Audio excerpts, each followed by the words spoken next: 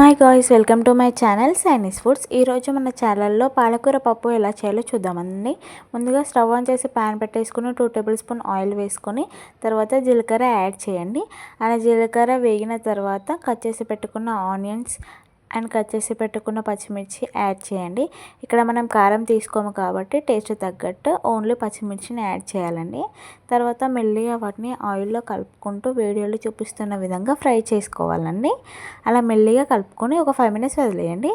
After 5 minutes మనకి ఈ విధంగా కొంచెం మగ్గిపోతాయండి. మళ్ళీ ఒకసారి వాటిని కలుపుకొని మళ్ళీ అవి మగ్గేంత వరకు ఒక 5 మినిట్స్ వదిలేయండి. మనకి ఆఫ్టర్ 5 మినిట్స్ చూస్తే ఈ విధంగా మంచిగా మగ్గిపోతాయండి ఆనియన్స్ అండ్ పచ్చిమిర్చి. వాటిని ఒకసారి కలుపుకొని కొంచెం అల్లం వెల్లుల్లి పేస్ట్ని యాడ్ చేయాలండి. ఇలా యాడ్ చేసేసి వాటిని మెల్లిగా ఆయిల్లో ఫ్రై చేసుకోవాలండి. అలా మొత్తం ఆయిల్లో కలుపుకోవాలి. అలా మెల్లిగా కలుపుకున్న తర్వాత కొంచెం పసుపును కూడా యాడ్ చేయాలండి. ఇలా పసుపును కూడా యాడ్ చేసి మొత్తం పసుపు కూడా ఆయిల్లో ఫ్రై అయ్యే విధంగా మెల్లిగా టర్న్ అవుట్ చేసుకుంటూ కలుపుకోవాలండి. ఇలా కలిపిన తర్వాత మనం ముందుగా వాష్ చేసి పెట్టుకున్న పెసరపప్పు తీసుకొని యాడ్ చేయాలండి. ఇక్కడ నేను ఒక 1.5 చిన్న గ్లాస్ పెసరపప్పు తీసుకున్నానండి. మీరు పాలకూరను బట్టి పప్పు తీసుకోండి. ఈ విధంగా మళ్ళీ పప్పు వేసుకున్న తర్వాత అది కూడా మొత్తం ఆయిల్లో కలిసిపోయే విధంగా కలుపుకోండి. ఇలా మంచిగా ఆయిల్లో ఫ్రై అయ్యే విధంగా పప్పును మొత్తం వీడియోలో చూపిస్తున్న విధంగా కలుపుకోండి.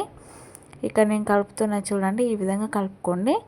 మనకి ఇట్లా మధ్య మధ్యలో లిడ్ తీస్తూ ప్రతిసారి ఆ పప్పును కలబెట్టుకోవాలండి. ఆ పప్పు అనేది మనకి ఆయిల్లో ఫ్రై అయితే టేస్ట్ బాగుంటుందండి. సో మధ్యలో ఇలా అడుగంటకు పోకుండా లిడ్ తీసి కలుపుకుంటూ ఉండాలండి. అప్పుడు పప్పు టేస్ట్ అనేది చాలా బాగుంటుంది.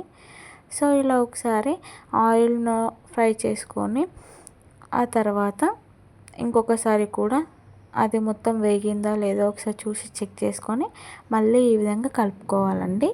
ఇలా మొత్తం వేగిన తర్వాత వాటిని ఒకసారి కలుపుకొని మనం ముందుగా వాష్ చేసి కట్ చేసి పెట్టుకున్న పాలకూర ఉంటుంది కదండి, వాటిని కొంచెం కొంచెంగా వీడియోలో చూపిస్తున్న విధంగా యాడ్ చేసుకోవాలండి.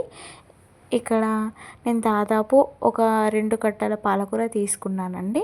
ఇలా పాలకూర మొత్తం మంచిగా పప్పులో కలిసిపోయే విధంగా ఆయిల్లో ఫ్రై అయ్యే విధంగా మెల్లిగా టర్న్ అవుట్ చేసుకుంటూ కలుపుకుంటున్నానండి. ఇలా మంచిగా కలుపుకోవాలి. అలా అయితేనే ఆ పాలకూర అనేది మంచిగా ఉడుకుతుందండి.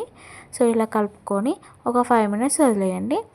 తర్వాత 5 మినిట్స్ తర్వాత మధ్యలో లిడ్ తీస్తూ ప్రతిసారి పప్పును కలుపుకుంటూ ఉండాలండి. అలా అయితే అడుగంటుకుపోదు. సో ఇలా వేగాలండి. మంచిగా ఇలా వేగిన తర్వాత మనం వాటర్ యాడ్ చేసుకోవాలండి. ఇక్కడ మీకు ఎన్ని వాటర్ కావాలి, పప్పు అనేది ఏ విధంగా ఉండాలి అనేది చూసుకొని వాటర్ యాడ్ చేసుకోండి. ఇక్కడ నేను 1 గ్లాస్ యాడ్ చేసి కలుపుకుంటున్నానండి. ఇంకా కొంచెం వాటర్ పడతాయని నెక్స్ట్ స్టేజ్లో ఇంకొక గ్లాస్ వాటర్ కూడా యాడ్ చేస్తానండి. ఆ క్లిప్ మిస్ అయింది. ఇక్కడ వాటర్ యాడ్ చేశాక చూడండి, ఇలా వాటర్ యాడ్ చేసుకొని మంచిగా మొత్తం పాలకూర పప్పుని ఇలా మంచిగా వాటర్లో కలిసిపోయే విధంగా కలుపుకోవాలండి. ఇలా పెట్టేసి ఒక 10 మినిట్స్ వదిలేయండి. మనకి 10 మినిట్స్ తర్వాత చూస్తే ఈ విధంగా ఉంటుందండి. మనకి పెసరపప్పు అనేది తొందరగానే ఉడికిపోతుంది కాబట్టి అంత టైం ఏం అవసరం లేదండి. సో మధ్యలో ఇలా తీస్తూ పప్పును కలబెట్టుకుంటూ ఉండాలండి. ఆ తర్వాత టేస్ట్ తగ్గట్టు సాల్ట్ను కూడా యాడ్ చేసుకోండి. మనకి ఫస్ట్లోనే సాల్ట్ యాడ్ చేస్తే పప్పు అనేది ఉడకదంటారు కదండి. సో లాస్ట్లో వేసుకోండి. సో ఇలా సాల్ట్ వేసుకున్నాక ఒకసారి కలుపుకొని తర్వాత లిడ్ పెట్టేసి మళ్ళీ వదిలేయండి. ఒక 5 మినిట్స్ చూడండి. తర్వాత మళ్ళీ చూస్తే మనకి పప్పు అనేది ఈ విధంగా ఉడుకుతుందండి. వాటిని కూడా మంచిగా మెల్లిగా కలుపుకోవాలండి. ఇలా ఉడికిన తర్వాత కొంచెం కట్ చేసి పెట్టుకున్న కొత్తిమీర యాడ్ చేయండి. ఈ ఆల్మోస్ట్ పప్పు అనేది ఉడికిపోయిందండి. ఇలా కొత్తిమీర వేసి కలుపుకున్న తర్వాత మళ్ళీ ఒక 10 మినిట్స్ పప్పు అనేది ఉంచితే మనకి పప్పు అనేది మంచిగా ఉడికిపోతుందండి.